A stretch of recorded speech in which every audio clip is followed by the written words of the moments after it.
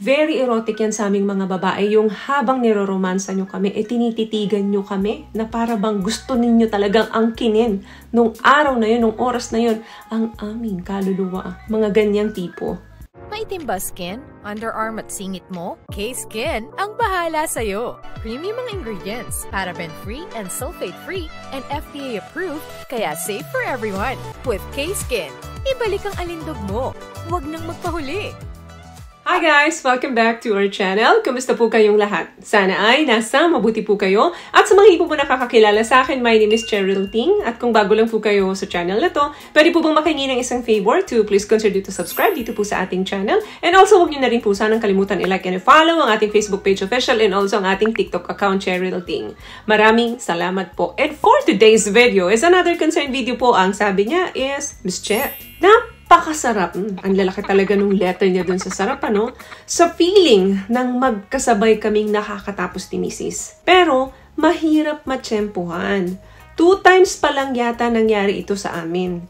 Please give us some techniques naman po. Salamat. Alam nyo guys, sa atin naman talagang lahat, sa mga couples especially, gusto natin talaga magkasabay tayong nakakatapos. Iba nga naman yung feeling kapag kaganon.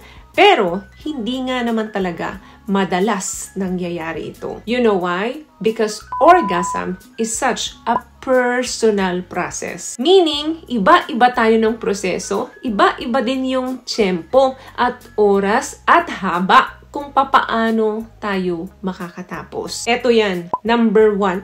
First, you have to figure out kung ano yung nakaka-turn on sa'yo. Yes, bago mo isipin yung nakaka-turn on sa partner mo. My point is, by knowing your sexually desire, kapag alam mo yan, hindi ka mahihiya at magiging komportable ka sa partner mo. So, ang mangyayari niyan, magiging confident ka makipag-communicate sa partner mo kung ano yung mga sexual needs and wants mo. Kapag confident tayo sa sarili natin dahil kilala natin kung ano yung mga nakaka-turn on sa atin, nandoon yung courage na mag-experiment ka ng iba't ibang klaseng position, iba't ibang klaseng style with your partner. Paano mo siya i-communicate kung ikaw nga mismo hindi mo alam kung ano yung mga nakaka-turn on sa'yo? Number 2, ngayon, kailangan i-communicate mo ito with your partner before and after S. Kung ano yung gusto mo at kung ano yung nagustuhan mo pagkatapos. Wag mong ine-expect na nahuhulaan or mind reader yung partner mo para alamin niya kung ano yung gusto mo. Kapag ganito kayo palagi, talagang magkukulang ang mga recipe ninyo. Kailangan empowered ka na i-share sa partner mo kung ano talaga yung gusto mo. Specific things, tumutulong yan para sa'yo at sa partner mo na maunawaan nyo ang isa't isa pagdating dito. Vice versa yan. Kinakailangan nyo talagang mag-usap dito. Sabihin ng partner mo sa'yo kung malapit na siyang makatapos. That way, makakapag-adjust ka. At syempre, dapat ganun ka rin. Sasabihin mo din sa partner mo kapag malapit ka na. What I love about this product, itong No More Dark Secret ng K-Skin, bukod sa may advanced whitening na siya na kung saan pwede niyang matulungan na pumuti yung mga singit-singit mo, moisturizing, meron siyang anti-irritation, antibacterial, maintain healthy pH level. Hindi lang pambabae, meron din po tayong pang-lalaki. Pangatlo, make sure na pareho kayong stimulated. Hindi lang physical, but also sa brain. Kailangan pareho ninyong binibigay ang foreplay ng bawat isa. Ang mga lalaki, they are visual creatures. So kung ano yung nakikita nila, kung ano yung naririnig nila, doon sila na-turn on. Ang mga babae po ay hindi. Kailangan maipaparamdam mo sa mga babae na yung ginagawa mo sa kanya ay gustong-gusto mo rin. Gusto namin na pinapantasya kami. Kinikrave kami, yung parang hayok na hayok sa amin.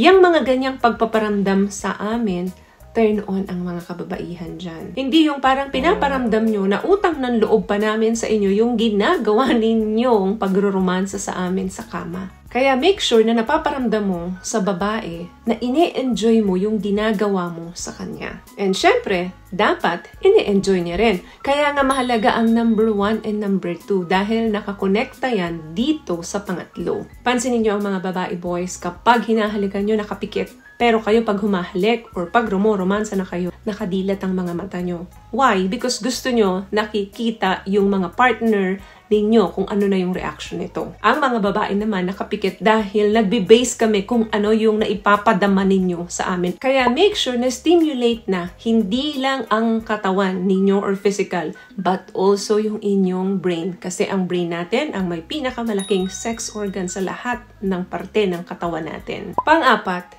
make eye contact. Hindi yung kung saan-saan ka nakatingin.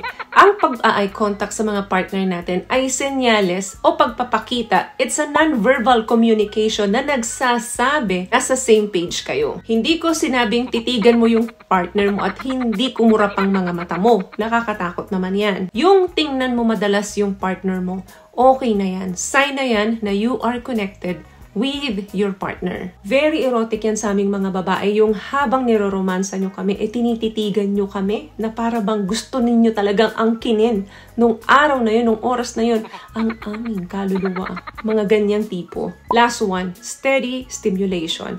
Kung yung partner mo ay mabilis makatapos, ang dapat mong gawin is mag-slow down ka. For example, yung position na yon, itinamaan nyo. Favorite na favorite mo yun. So, sabihin mo sa partner mo na malapit ka na. So, i-change mo muna siya ng position para medyo humaba pa bago ka makatapos. Then, mag-concentrate ka muna sa partner mo para magkaroon pa siya or may stimulate pa siya ng gusto. Remember, hindi mo kailangan makipag-unahan sa kanya. Ang goal mo dito is magkasabay kayo. So, hindi mo kailangan bilisan. Just take your time and enjoy. Alam nyo, guys, yung mabagal, tapos alam mong andyan na, malapit na din, babagalan mo pa. Grabing energy yung nagbi-build up niyan for both of you. Sobrang pleasuring yan sa inyong dalawa para mag-lead kayo doon sa orgasm. The more na ini-slow nyo yan, mas mabilis kayong sasabog. Make sure lang na nag-a-adjust ang isa sa inyo. Kung yung isa mabagal bago makatapos, well, bilisan mo. Kung yung sa tingin mo naman siya mabilis makatapos,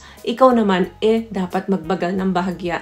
Kaya nga kinakailangan na open ang communication ninyo at alam ninyo kung ano yung nakaka-turn on sa sarili ninyo para alam ninyo kung papaano ninyo sasabihin ito sa mga partners. So make sure na ang iniisip ninyo ng mga oras na gagawin nyo to yung kayong dalawa lang. Wala kayong iisipin na bills ng ilaw, bills ng bahay, or yung mga gawain bahay na pending.